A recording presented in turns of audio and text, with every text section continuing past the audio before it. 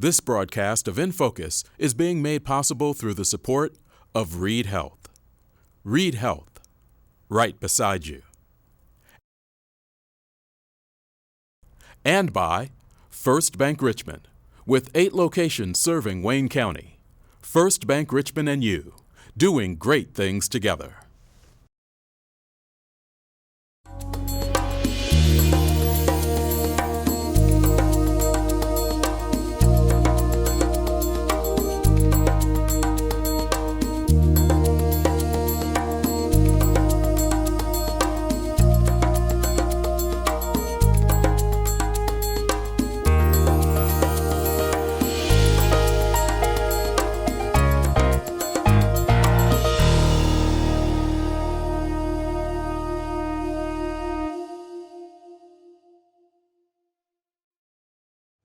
Hi, welcome to this edition of In Focus on Whitewater Community Television's WCTV Channel 11. I'm Eric Marsh, Executive Director of Whitewater Community Television, and glad you're able to join us for this edition of In Focus, which is appearing on the set of In Your Business, which is a program that actually appears on WCTV Channel 20, our educational access program, and it airs Tuesday evenings at 9:30, part of our business block that also includes Gary Dick's program, the Chamber program, and some others, and it's been hosted for how many years now? For In Your Business, it's been 15 years. 15 years. It's been hosted by Tim Scales, the director for the Center of Entrepreneurship here at Indiana University East. He is also on the faculty for economics and business and finance, I think. Yep. All here at IU East. He is a very busy man running many programs, both that you can find in other colleges as well as lecturing various places, works with our high school students and students at Boys and Girls Club, a well-known face. Thanks for slowing down a little bit and taking some time to be with us. That's my pleasure. Thanks for inviting me to be here. 15 years. Did you count the episodes also?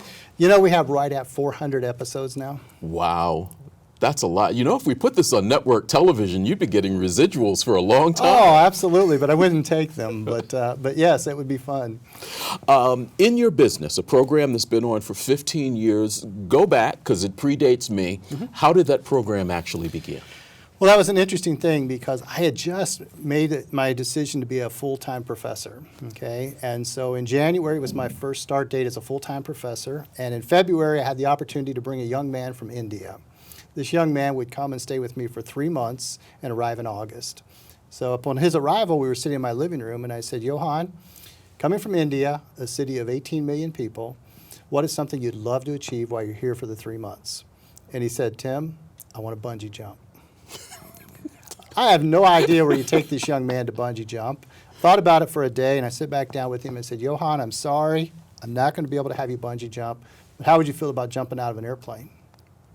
Wow, okay. So Johan said, oh my gosh, that would be even better. So I made arrangements with Skydive Wayne County at the Richmond Municipal Airport. And Johan and I went out, and they sent a videographer up with him, and Johan jumped out of the airplane at 12,000 feet in the air, and we had it all on film. And so when we were watching the film in the living room, I said, we've got to share this. And we decided to make a television show out of it.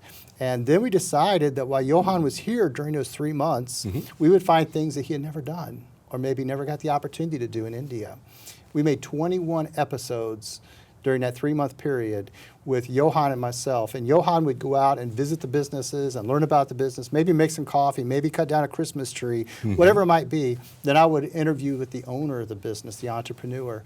And that's how we started the show 15 years ago. 21 episodes pre-recorded with Johan here in the U.S. Now, you carried that one step further. Oh, I did. Because you went to India. I did. Johan went back. He was telling Father Fraser, the principal at St. Xavier's College, about the experience, and Father Fraser contacted me. And he said, if you guys did this, I want to see what you can do here. And so the next summer, I went to India and lived in Mumbai, and the students at St. Xavier's served as a translator for me, and we did 9 episodes of In Your Business in India, and most of it, the majority of it, was all in Hindi. Okay. And the translators must have done very well for you. They were all students of mine at St. Xavier's, and it's really fun for me because I had no idea that I mean, I'm just a local community person, that I'd wind up with that international presence. And we have utilized the show not only in India, but also all throughout the United States, but also in South Africa and in Mexico. Talk about how that show has changed through the years. Well, it's been interesting because we've always had that element of student involvement. And in the beginning, we would send a student out on the street with a microphone and they would do an interview and ask people, how would you feel about jumping out of an airplane? And maybe 6 of them would say, I'd love to, and 3 would say, no way. We would start with that kind of consumer side of it. Then we would go into the action of showing it and then the interview. And it was very difficult because we were out on the streets every week trying to find people and trying to bring it together and try to edit that and the whole bit. So we started working smarter. And we started eliminating some of those elements and finding out what was the most important. And today I think we have this thing mastered to where we're really doing a great job. It's very professional. The students are still engaged. They're still involved. And what's interesting is how it's being used as an educational tool. In what way? Well, it's interesting for me because I use it in my classrooms and the students enjoy it. I have other businesses that will watch an episode that might be similar to their business just to get some ideas. But the neatest thing of all is when I walk into K-12, and whether it be anywhere right here in Wayne County or even in a region, a lot of times they will have already watched several episodes of In Your Business. They'll get it online, and the students will watch it. And I've walked into 3rd grade classes where they said, we just watched your show last week, and this is Tim Scales. Or I may walk into a middle school, Dennis Middle School. They use it to teach business, as well as at the high schools, they teach business. So the show it's being used every day without us even knowing it, which is a great thing. I want to encourage that. You're watching In Focus on Whitewater Community Television's WGTV Channel 11. We're speaking with Tim Scales, Director for the Center of Entrepreneurship here at Indiana University East, a member of their faculty, and host of In Your Business on WETV Channel 20. And we're on the set of his show. Thank you for letting us borrow your set for this. Thank you for the set. It's your set. As In Your Business has evolved, you've had a chance to speak to a number of small business owners here in this community. Talk a little bit about what changes you've seen in how small business is done and how they've been affected by the changing economic times. Well, you know, the changes happen in all industry, and we wouldn't have a show 15 years later if we didn't make changes here at the TV station. And it's the same way with businesses. Businesses have to stay current. And I mean, it doesn't have to be overnight but it does have to be a gradual change. They have to understand what's coming, and they have to be able to be humble enough to just step back and say, hey, what do we need to do? Technology has been a big driving force of that. And I mean, just little things like e-commerce.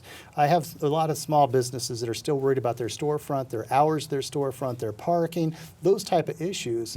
And what we really have to be able to understand is how we also bring in, you know, the internet. And how do we have e-commerce, and how do we set up, even if it's an eBay store, something that gets them away from some of the troubles of, you know, whether it be road constructions or whether it be parking or hours or storefront. A lot of times when I'm working with students that are interested in starting a business, I say to them, while you're working your part-time job, you could be making money off your e-commerce. And I mean, to me, that's the way you've got to look at business today. And I think what happens is a lot of our people that's been in business, say 5 years, 10 years, even 15 or 20, they don't even know what I'm talking about when I say e-commerce. Nothing against them, but we've got to educate them. We've got to teach them how things are happening today. If one of my students at the university is looking for something, the first thing they do is pick up their smartphone. Sure. Okay? So if your presence isn't there and your store's not there in front of their smartphone, they're not shopping you. They're not driving down in front of a store any longer. They're doing it all online. And so you've got to be able to mix all that. And it's difficult sometimes. I speak with businesses that have been around for a long time that they don't need another service charge, but that service charge comes with volumes of revenue. And so you've got to be able to weigh that out. The way we would start a business today is different than we started it 10 years ago. In what way? And there's so many different ways. For instance, I just earlier today spoke with a person who's looking to get in business, and you know, he's going to need some revenue. He's going to need some money to actually get started with some inventory. So I asked him about his social media. His social media is great. He said, do you think I should use that for marketing? I said, no, I think you should use it for finance. Because today, we don't just go out looking for venture capitalists. We don't just go to the banks and ask for money. what we do is we use our social media. We start with Kickstarter and crowdfunding and crowdsourcing. And so if I've got some great idea that I want to start up a new venture with, what I can do is do a Kickstarter account. I can set a goal and say, if I get $20,000 raised in the next 60 days, here's what the business is going to be. You, as a funder, you may give me $60, you might give me $120, you might give me $200. I set levels, so you become a part of my business. And so maybe if let's say I'm going to start a consulting business and I need $10,000, you say, hey, here's $500. For that $500, you may get 6 hours of free consulting. This is a great way to start a business today, because what happens is not only did I raise my revenues that I don't pay back, Right. but you now signed on as a customer because you've got those consulting hours to use.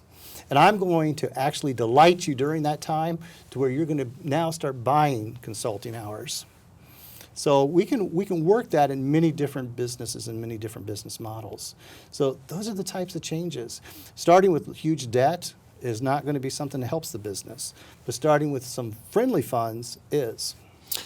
Is it harder to start, in your estimation, from the people that you've talked to, is it harder to get a young person started in a business, or to change the direction of someone that's been in business for a while?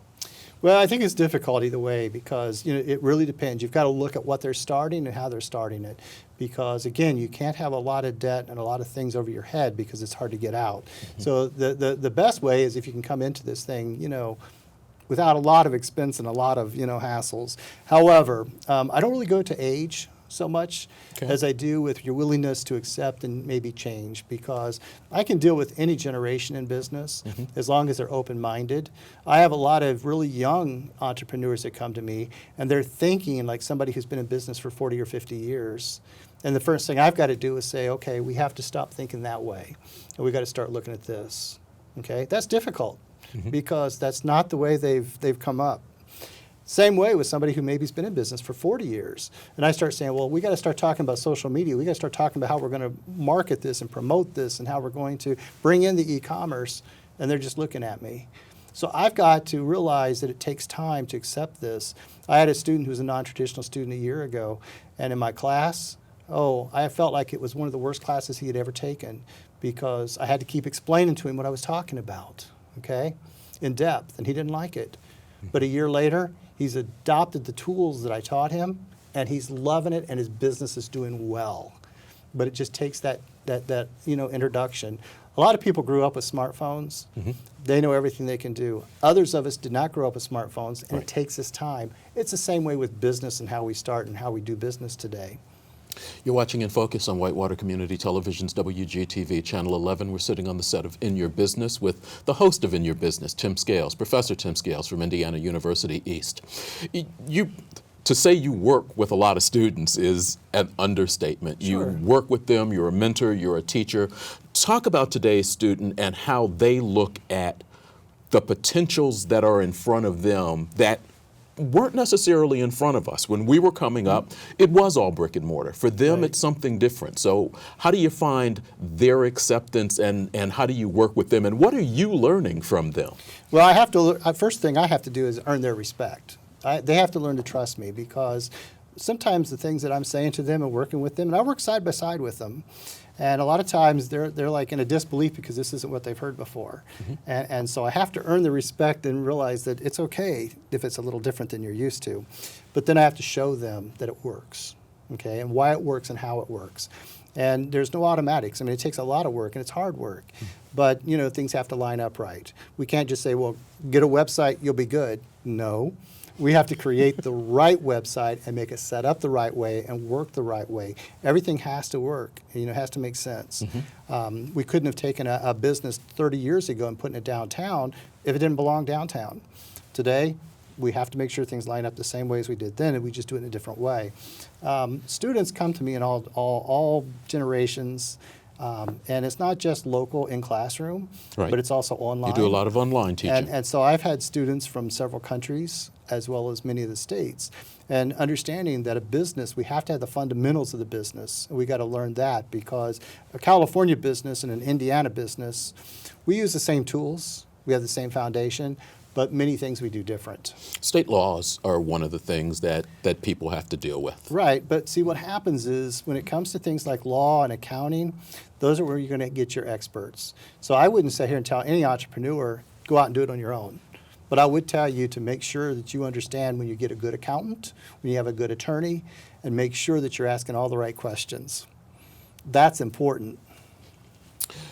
You've gotten into virtual reality, not just with this set, but with some of the students that you're working with. Talk a little bit about how that has changed your perception of, to a certain extent, what you see and what they see and how they see it. Sure. Keep in mind, when I work with virtual reality, I'm working with simulation, okay? And we do the same thing with our 3D printing and wood carving. And so we're thinking about an idea, okay? We're looking for an experience. We're looking for some kind of simulation that teaches us and gives us that opportunity to maybe see it before it's actually happening. Okay. With a 3D printer, we make a prototype, and then we redefine that, and we make another one, and we keep that going. With the virtual reality, we find a simulation that takes us into it. And there's some really good simulations out there today that we're using basically in all disciplines. And so you don't have to just, for the first time, get knocked over during Black Friday to understand what it's like. I can strap on a VR and get you into virtual reality where you think you just got knocked over on Black Friday when you weren't even there. You're the only one in the room. But you feel it and you experience it and you watch people's reactions through that simulation experience. I do the same thing in my finance classes when I'm teaching with the simulation of Wall Street. So I do a stock market simulation. Okay. And since 2013, IU East has won that simulation at the college level every single semester. But it's because I give those students that simulation experience, and they're spending $100,000. It's not their money, it's a simulation money, okay? Some students will spend $10,000. Others will spend the full $100,000. Some will borrow another $100,000. If you borrow, you have to pay a commission. I'm teaching them to work smart. If you can get a 20% return, you can borrow money all day, but it's at 7%. But you wouldn't borrow money if you can't at least get your return back to even. And so it gives you that opportunity to use a simulation to learn without getting hurt. Let's bring this back around to your program. Yes. In your business. As that show has moved, changed, altered, what are you feeling like you need to bring to it or that you need to do to keep that show on the air another 5, 10 years? What are the basic questions that you ask an entrepreneur that helps you understand who that person is and how they're doing? You know, in 15 years, I don't feel like the entrepreneur has changed, okay? The way we do business has, and some of our tools have had to be adjusted. But I can tell you in 15 years, I've had more than plenty of opportunities to not continue. The temptation's been there many times. However, when I bring on a guest today, it's not any different than when I brought on a guest 15 years ago. We're still having a conversation about business. We're still talking about when they started, why they started, how they started, what they're doing, and what their future holds. And I can tell you that for the next 5 years, the next 10 years of In Your Business, it's going to be as solid or stronger than it's been for the last 15. And the reason is because I understand those entrepreneurs. After having 400 episodes, I don't care if I'm in India, I don't care if I'm in South Africa, Mexico, or right here in Richmond, Indiana. I know how to have that conversation, and I know how to work beside those people. And I think people have realized that I do work beside them. And so we're here together, and we're going to win it together. And I think bringing them on the show is just a great opportunity for us to get to know each other. Okay. Professor Tim Scales, he's the director for the Center of Entrepreneurship, also faculty for economics and business and finance here at Indiana University East. What's the club that you do? Well, I have several. I have 7 couple. actually that I oversee with the students. Okay, that's a large number. This year I'm going to probably take that into 1, okay, and just have one professional networking group within that have 7 entities. Enactus is the one you're thinking about, which is entrepreneurship. But beyond that, we also have the Econ Club, where we're meeting business professionals every day and every week, and there's several different ones. The key is to engage the students. Okay. And you can also find him here Tuesday nights on this set on WETV, Channel 20, Tuesday nights at 9:30. thank you very much for the time that you have given to that show, to introducing entrepreneurs to the community, and to letting people understand a little bit about what business is like in this community and what business leaders are like in this community. It's our pleasure, but we couldn't do it without your station, so thank you. We'll be back with more In Focus coming up.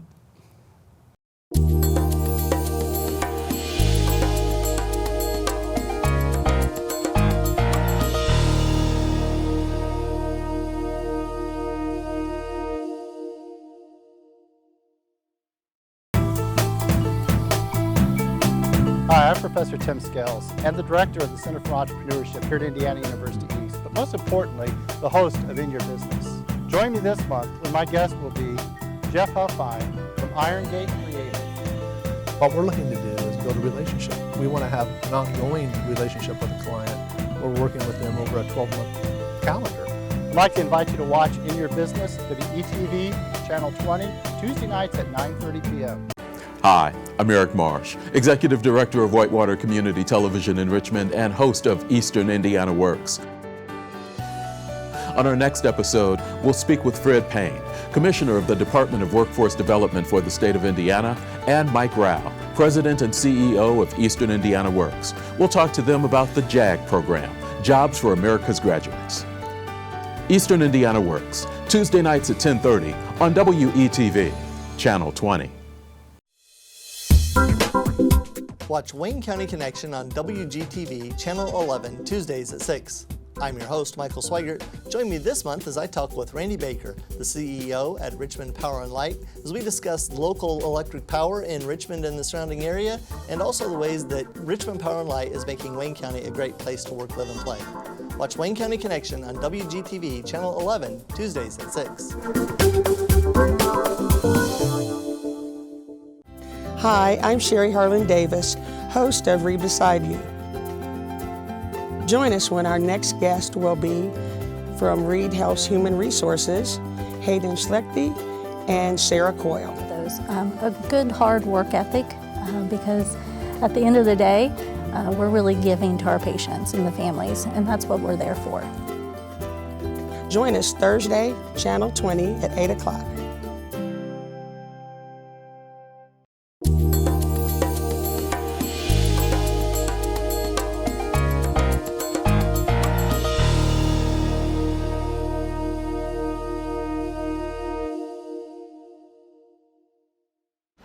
Welcome back to In Focus on Whitewater Community Television's WGTV Channel 11. We are out of the studio and, okay, lo and behold, there is no vest today. This is a rarity for the In Focus look, but it's a weekend, and John and Sam Purcell were nice enough to let us into their building on a weekend, so I thought I'd go a little bit more casual last time. Thanks a lot for taking the time and doing this. I know that you're both incredibly busy. Absolutely, no problem. Thanks for the invitation. Wanted to start with you because I know that we just finished talking to, well, a couple of days ago when we filmed the interview, we were talking with Tim Scales, who's with Indiana University East. I was in here and you said you actually ended up taking a class when you were younger, one of his programs, the Boss Class. You were involved in that. What did you learn that helped set you up for what you're doing right now? Well, I mean, there's a lot of things that I learned. And one of those things, I think if I were to take just one specific piece of information away from that, is to never stop developing your business.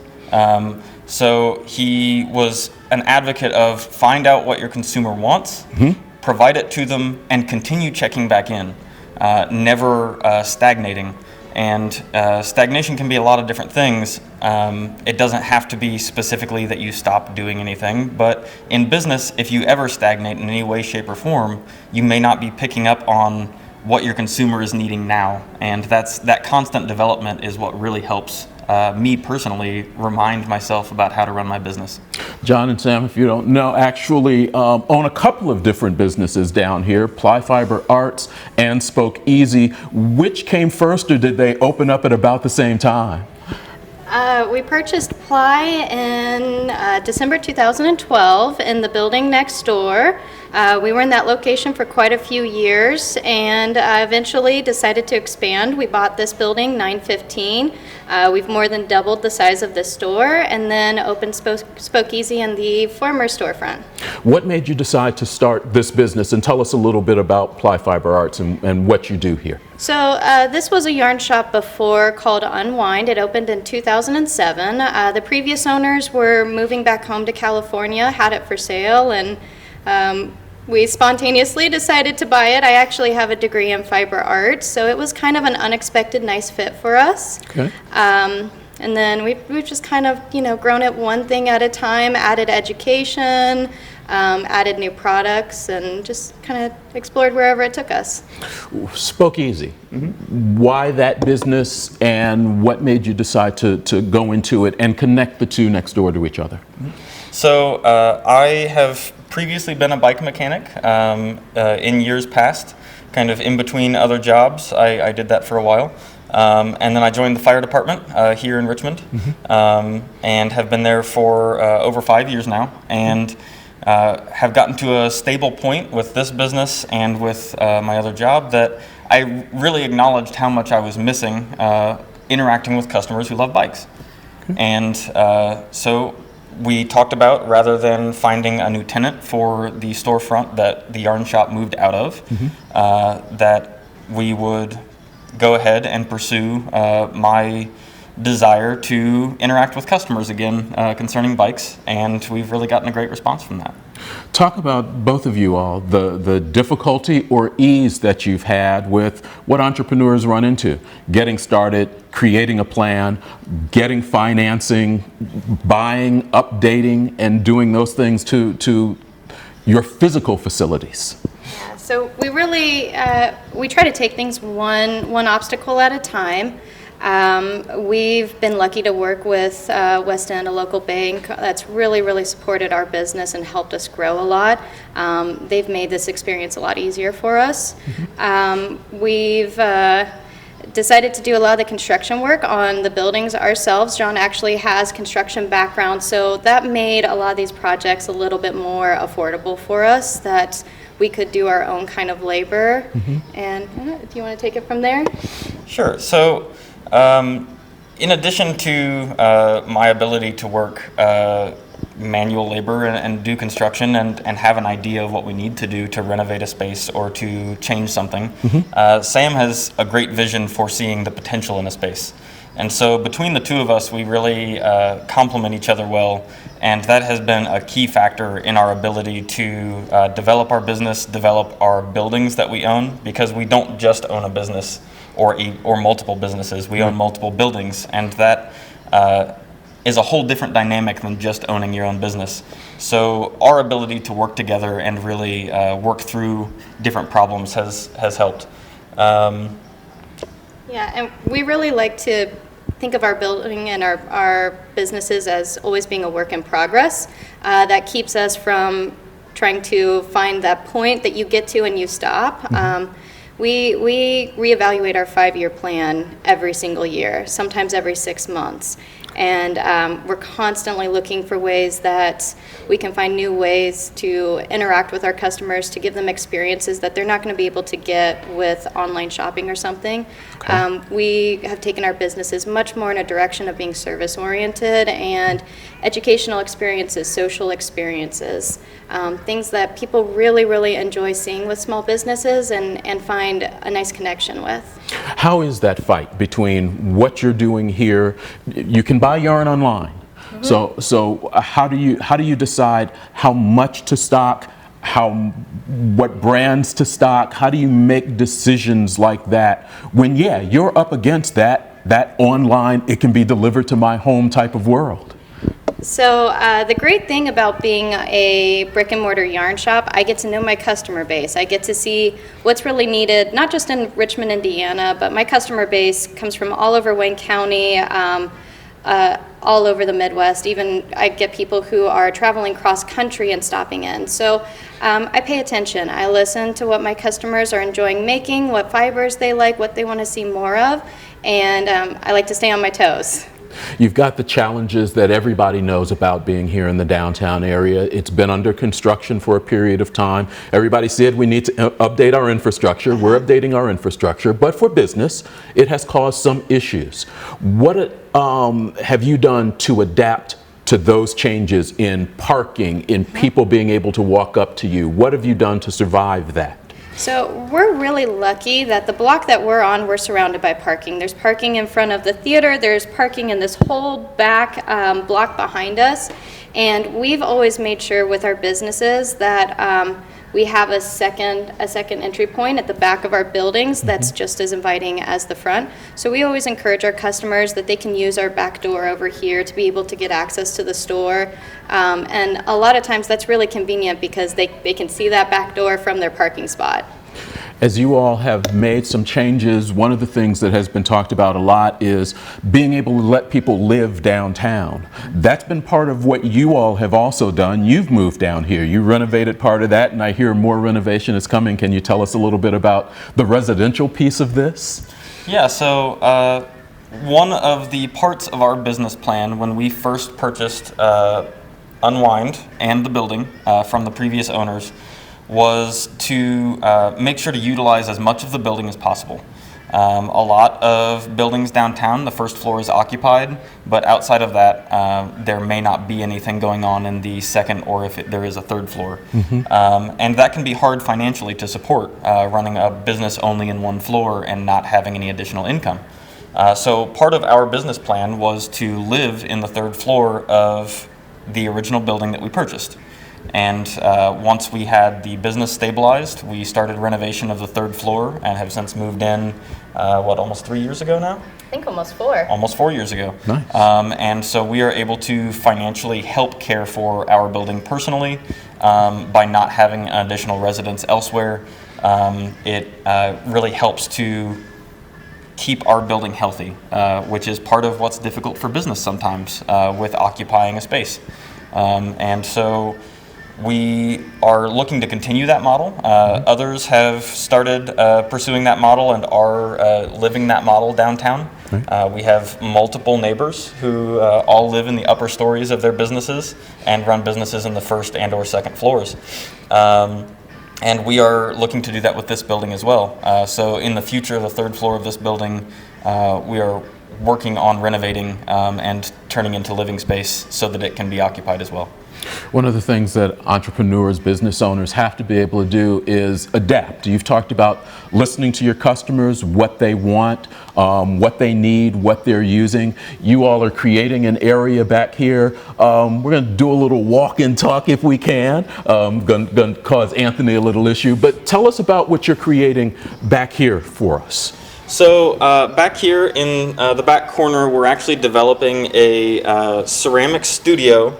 Not necessarily for classes, but more specifically so that customers who don't have the ability or the financial means to have pottery equipment at home or have their own studio space of any kind can come here and actually pay to use our pottery wheels, can use our kilns, and can use our wet rooms for all of their ceramic needs, so that they don't have to try to make the investment themselves, and they don't have to try to find the space or spend the amount of money to upgrade their personal residence to be able to handle things like this. What were you hearing from people? What was the conversation that started this idea, or was this part of your original 5-year plan?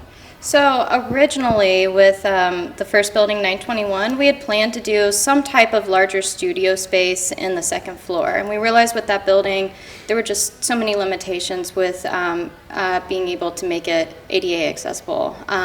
So this building gave us the ability to be able to do all of that on one level, keep it all more open concept. And we were getting a lot of feedback that people really enjoy being creative, but they like being creative with other people. They want to be in a shared space, and they want to be able to be inspired by what other people are doing and let that feed into their process. So that's been kind of a goal we had from the beginning, but this gave us the ability to open it up even beyond the fiber arts into ceramics. And we had been hearing from a lot of people, they absolutely loved the RAM ceramics program. And so we were thinking, what's our ability to be able to support their program and help them grow it even larger? They cover the educational component. They do it extremely well. Right. And we can give their students another space to be able to continue to hone their skill in between classes. You mentioned RAM.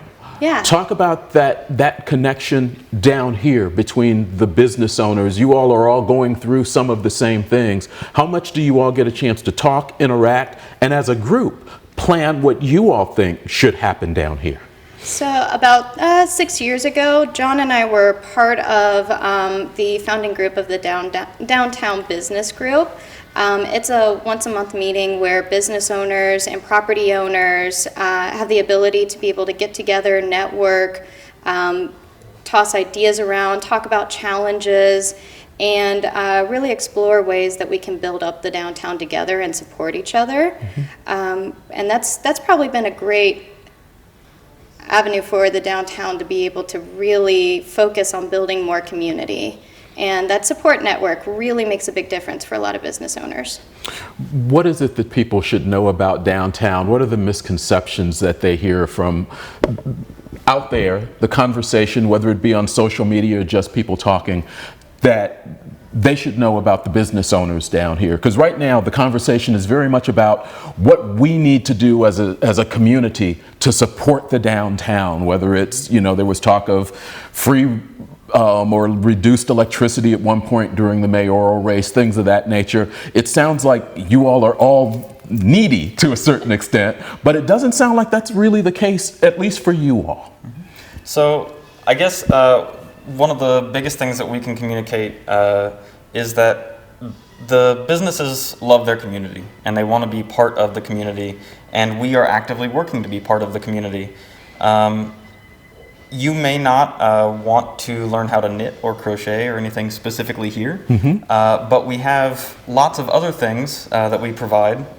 If you want to participate in helping our store and helping us, and coming and talking to us and experiencing what we have to offer. Every other business downtown has that as well. And you may not need specifically what you think that business offers, but even if you have just 5 or 10 minutes to stop in and see what they offer and talk to that business owner, you'll be pretty quickly amazed at how many wonderful things are offered downtown and in the depot as far as things that businesses provide, but whether it be services or items for purchase, or classes or experiences, or food, there are so many options, and if you don't stop in, you don't know. So I guess that's my personal thing to the community is stop in and experience, because experience is really a wonderful way to live your life. Before we let you all go, and I do appreciate your time this morning, I'm going to lean a little bit on the other thing that you're doing, because you mentioned you have your other job as a firefighter. You're heading off to do some training. Obviously, we're hearing about all of the natural disasters that are taking place, and you're part of a group that's actually doing some training toward that. Tell us a little bit about that. So I guess really quickly, as quickly as I can, FEMA, the federal organization, Federal Emergency Management Agency, has task forces all across the country, a total of 28 of them, that are volunteer organizations where firefighters and those that are kind of in that profession or have been in that profession volunteer. First responders. Volunteer their time to train and prepare to always be ready in case a disaster that is larger than what an individual state or organization can handle occurs.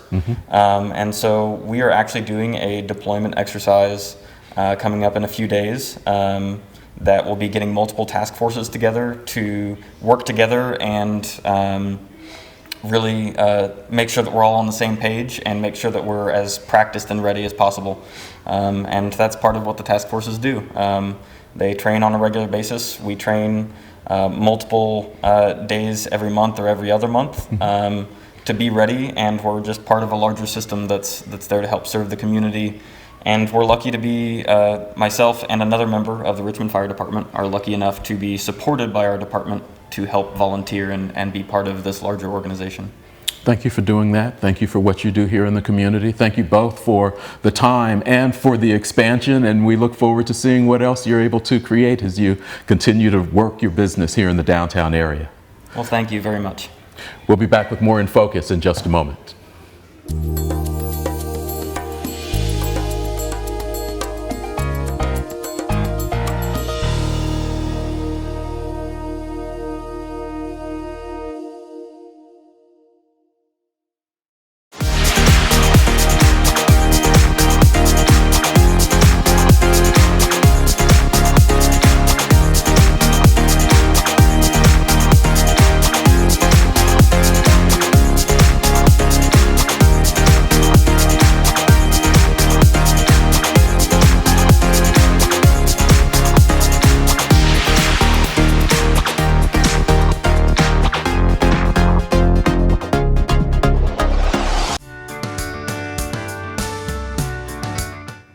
Hi, I'm Roxy Deer from the Wayne County Area Chamber of Commerce. Join me Tuesday night for Chamber Chat. We'll hear from Eric Nicholson and Ed De La Paz to learn more about Wayne County weekends, as well as Jeff Huffine from Heart of Hagerstown. You'll also get a quick update on all of the Chamber upcoming events. We'll see you Tuesday night at 8 p.m. on WETV Channel 20. Hi, I'm Eric, host of Access to the Arts. Join us this month as we talk with Monica Coachline, Andy Dudas, and also John Cook, and we find out some of the things that are taking place this summer around the area as you get out with the family. It's unlike any other show that I've seen, and I think that our audience will really, really like it just because of the way they've put it together. Access to the Arts, Thursday nights at 9 p.m. on WETV, Channel 20.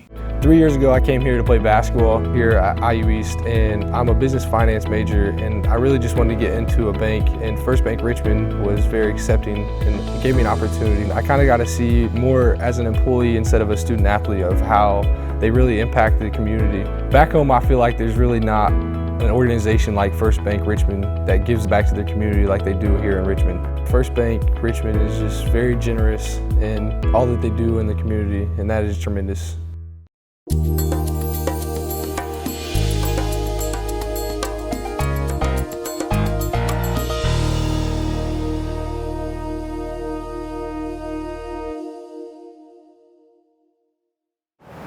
Welcome back to In Focus on Whitewater Community Television's WGTV Channel 11. We did the lazy route. We actually just walked around the corner from Ply Fiber Arts to Fast Eddie's World of Speed. Have a chat with Ed Gray, a man who's been here, man, you're almost 18 years in this location. Hard to believe, but yeah, it's still rolling that long. I remember now, Ed and I worked together before that. Yep. So 20 years ago in the jewelry business. I remember when you told me that you were leaving that business, leaving retail and going into open slot cars. I had no background of slot cars, and I'm going, okay, there's a guy that's going to need a job soon. Yeah. This has been your job. That. Yeah. Nobody figured I'd make it. What was it in your thought that provided this 18 years of continued growth in your business? Adapting. That's the biggest thing. Even though I thought I knew what I was doing, I had to pretty much change my whole game plan within the first year. Why? Where I thought money was coming in wasn't, where I didn't think money was coming in was more. And then adapting to the customers, I hadn't done this in probably 15 years. So things had changed a little bit since I'd done this.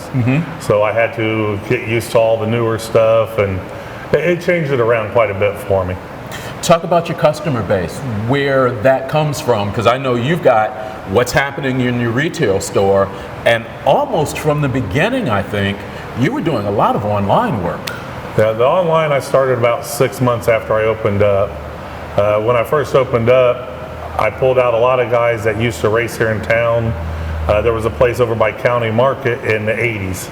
Okay. So there's a lot of guys that had raced them, but since they'd lost their local track, they'd stop. And I was one of those guys too. That's where I got started at. But when I opened up, it was all of a sudden, here's all these guys that used to race pulling out the old stuff.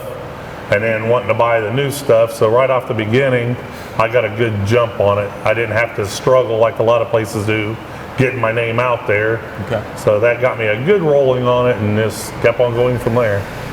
Talk about your online business. You said about 6 months in, you decided that that would be a way for you to supplement the income inside. Yeah, Richmond's not the biggest town in the world. So the money there was fine, and I was doing okay, but not really making a good profit. So I figured I'd move to the online part of it and see how that would do. And it actually worked as advertising plus sales and pulling people from all over the area. Plus overseas I was selling and everything like that too. So it actually probably increased my sales roughly 35% right off the bat. Okay. And that wasn't just United States you were talking about. You were doing a lot of international work, and you're still doing, I think, a fair amount of international selling. You can't name a country I probably haven't sold to. And I could name some I've sold to, you would go, I have no idea where that's at. You know, big countries, I sell to Australia, Japan, Germany, little places. You know where the island of Malta is? I've heard of Malta. That's what little island, you have to look it up. It's between Italy and Africa. It's just a little place, but I've sold to there, which surprises me to death. You've got multiple tracks in here. How did you acquire your inventory and what you're doing? Well, I started off with just one big track here in the front. The tracks are in the neighborhood of around $10,000 a piece, so it's not just snatch one up and buy it. They're all hand built, and you find them from other places. Getting a new one built would be double the money. So I started with the first one from a place over in Cincinnati that was the gentleman who owned it built tracks. So he was selling one of his to build a new one to put in. So I bought that one, and then about less than a year after that, they were going out of business, and I bought them completely out with another track and a small drag strip. So it just kind of expanded back through my building. Originally I was just in this little front part, and now I do another 5,000 square feet in the back part that's completely full. That drag strip, that was that part of your original plan to get into that, or is that one of those I adapted because my customers asked me to? That was an adaptation. I'd never drag raced before with them. Really didn't know anything about it at all. And one of the guys in here wanted me to start doing it, and before the other gentleman went out of business, I went to a place over in Troy, Ohio that had one and checked it out and thought it wouldn't be a bad idea. So when I bought this other guy out, it's like, hey, there's a drag strip to start. Even though it wasn't a very good one, it at least let me see if it was going to work here in this town. Within a year, the drag racing was probably as big or bigger than the track racing. So I went out and found the best builder around and had a brand new one built just for this shop. Okay. And everything has worked since then. Yeah. Talk about the marketing aspect of a business like this. How do you grow your business? We talked about the online, but you still have to have people come in to make this shop work. You still need to sell some of your parts, your tires, things of that nature. Word of mouth is probably the best thing. You give a customer a good experience, the word of mouth gets around pretty quick. When we first opened up, people started telling others. I had some for the churches coming in, doing groups. We also did birthday parties, which give another avenue here in town, which I could bring in. They could bring in up 12 or 15 kids. When the kids were here, they all got free passes to bring back somebody with them to run another day. So to hopefully every 15 kids that came in brought another 15 kids with them, which the kid aspect is a little slow because they're into the video games, but it still hit the parents and other parents, and the word got around a bit. Then after that, you have to use social media. It's part of the game. Facebook, I'm all over there with it. People message me there constantly. They can get all the hours and everything, or just ask me any questions they want. That's helped quite a bit. Then like do the online sales, I opened up a website within the first year or two, and we've blown it up quite a bit. It also has an online store on it. Okay. So with the social media and that, it helps a lot. I did some newspaper ads for a while there. When you worked at the cable company, we did the commercials. That was probably the biggest jump for me, because people could visualize it, not just see pictures or hear about it. The radio helped a little, and then when the very beginning, we had the old coupon books that guys went around selling that had multiple coupons in it. Sure. Well, when somebody buys a coupon book, they tend to want to use it. And we had put in 10 free rentals on it. and I had them coming in like crazy on that. Okay. And I even still do now. Some of the little $5, $10 cards they buy for the schools and stuff, I'm on some of those. So just anywhere and everywhere I can hit it, I pretty much hit it. You've been at this for 18 years. You were doing birthday parties a while ago. Have you seen any of those kids kind of stick with this as an activity? We'll keep them up until they hit their teenage years and get the driver's license. Then they kind of disappear, and then all of a sudden they'll pop back up. They're 26, 27, which it's hardly, I've been in business long enough for them to go from little kids to that. Yeah. But it's happening. That's starting to come in with their kids now. Okay. So it's kind of cool seeing that happen, generations along the way. Talk about being an entrepreneur. You've got your own business. You've had to build it up. Talk about what that experience for you has been like, because you've seen both sides of it. You've been the employee. Now you're the owner. It's not everything you think it's going to be at first. I mean, when you think, oh, I'm going to be my own boss, it's all freedom and do what you want, and it's pretty much just the opposite. You know, being retail, you have to be open weekends, so I no longer have weekends free hardly. I have to try to get some people to help me out to get any days off, or I have to close my shop, which costs me money. But other than that aspect, it's much more rewarding, because when you see things doing better and getting better, you're doing it, more people in the shop, you know that's because of you. It's not a whole place with a lot of employees. It's me and my family pretty much, and a couple of guys that'll help me out on the side. But you know, it's well worth it. Even though I'm here more often than I'd like to be sometimes, it's still a lot better than have somebody yelling at you that they want more all the time. We talked about you needing to adapt to your clients. You've also had to adapt to owning your own building, the maintenance of that building, plus what the weather may sometimes do to you, as well as, we're in the downtown area, the construction on the street. How have you adapted, changed, altered how you do or what you do in building, in construction side, those type of things? How have they affected you, and how have you thought about your business plan and changed it? Well, I figured I'd have a little bit more in the summertime, but the summertime is pretty much, you lose 2/3 of your business. There's just too many things for people to do outside when it's nice. Now, if it happens to rain, then I get a bonus day. People come back into the shop. So it's pretty heavily weighted toward the winter time. And to make sure that I'm covered for it, you put back X amount of dollars to cover you all the way through the summer. Okay. And the one thing with me being in retail a lot, and that I've seen that in businesses, you know, even in the jewelry business when we were in it, summertime was a lot harder. Right. You got the wedding people, and that's pretty much it. But with the rest of it now, I've really grown with it. The construction that we've got, I've been lucky enough, I've got a really good core group of guys that come in. It honestly hasn't really affected me. So I've been one of the lucky ones there. When you think about your 18-year trajectory, and you think about somebody getting into business now, what kind of advice would you give them from the things that you've learned? If somebody's thinking about starting a new business, are there 2 or 3 things that you might suggest to them? You really have to look at the cost of everything. I mean, you don't think about it a whole lot, but just being a business, your electric bill's higher than most people. Your taxes are higher than most people. Your water and sewage, everything is more money. So you have to make sure you understand how much money it's going to cost you to run monthly. I was fairly close, but I was off a bit. But it was enough. I got lucky with other people having stuff before that it gave me a little boost in the beginning. So you want to make sure you have enough to cover you for quite a few months if you're not going to be making that profit right off the bat.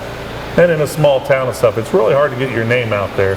People tend to stay on their beaten path to home, work, school, with the kids, the grocery store. They don't really go look off those roads to see what's there. So if you don't get the advertising out and the word of mouth and everything, you will struggle and maybe fail. You really have to get the whole gamut of everything to get out there and get going. As you hit your 18 years and look at going farther, how much longer do you think you're going to keep this up? Right now the plans are to do it until I retire. You know, I'd like to find somebody locally at that point to buy it out and keep it going. You know, even though the kids isn't real heavy, we still get a lot of kids in there, but we do get a lot of grandparents and kids, or fathers and sons. I even get a lot of mothers bringing kids in. I've got Wi-Fi, so they'll come in and get on their notebooks and play while the kids are running cars. So it makes it pretty good that way. Okay. We appreciate the time that you've given us. Is there anything that you want to tell folks? Just come see me, try it out. If you've never seen it or heard of it, it's a lot more fun than you'd imagine. All right. Ed Gray, owner of Fast Eddie's World of Speed on South 10th Street here in Richmond. Thanks for watching this episode of In Focus. Have yourself a great weekend. My thanks to Tim Scales, John and Sam Purcell, and Ed Gray for being guests on this week's In Focus. Next week, Laura Lee Heights will be the guest host. Some things to remind you of happening in the community. Through August 2nd, there are free summer meals for everyone 18 years and under available through Richmond Community Schools. There are on the screen some information about days, times, and where you can find it, but it is a Monday through Friday program, and we appreciate their support. RCS teacher Mrs. Leslie West will be at all June sessions with fun and free activities. The Model T Homecoming is happening this Saturday from 8 to 4 at the Model T Museum in the Depot District. There'll be a lot to see, a lot to do. Definitely go down and check that out and support the Model T Homecoming. The Fountain City Yard Sale is taking place this Saturday from 8 a.m. till 5 p.m. If you like rummaging around, that would be a great place to go. The Jar and Antique Market is happening at the Huddleston Farmhouse Museum in Cambridge City. That's happening on Saturday from 9 a.m. till 3 p.m. Also, if you like to eat fish, Centerville Lions Club is having their fish fry this Saturday at Christian Church Fellowship Hall in Centerville. That's happening between 11 a.m. and 7:30 p.m. Fish, pork tenderloins, hamburgers. Ooh, starting to get hungry. Also, to wash that down, this ought to be a lot of fun. From 4 to 7, Richmond Columbian Properties is having the Star District Wine Walk. Can you do that here in town legally? Stroll the historic North 10th Street area, enjoy a wine tasting and stops at 4 historic properties. That is a ticketed event, so check them out for more information. The Veterans Writing Workshop of Richmond is taking place. It happens every second Saturday of the month from 2:30 until 4 at the Dwyer Community Center, 1417 North A Street in Richmond. Neighborhood Movies is taking place this Saturday. Lots going on this weekend. Angels in the Outfield. You can see that at McBride Stadium. That makes sense. Activities until 8:30. The movie begins at dusk. Nature Play Days are going to be taking place, and the next couple of slides that you will see will provide that information. It starts this Saturday and goes through next week. Activities happening almost every day, all week long. Members of JUCO Boys and Girls Club will be participating in that, so check that out for more information.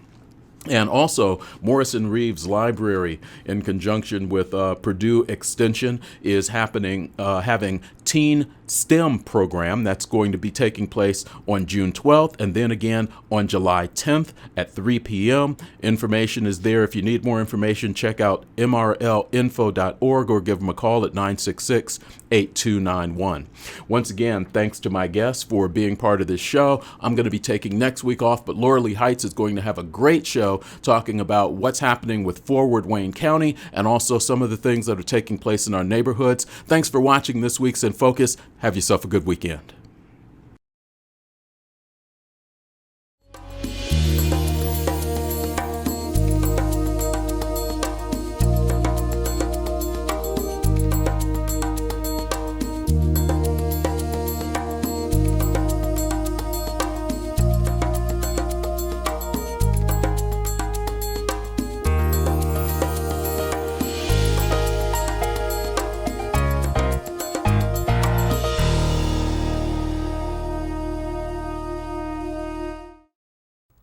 This broadcast of In Focus is being made possible through the support of Reed Health.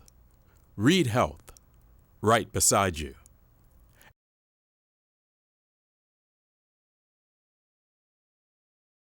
And by First Bank Richmond, with 8 locations serving Wayne County. First Bank Richmond and you, doing great things together.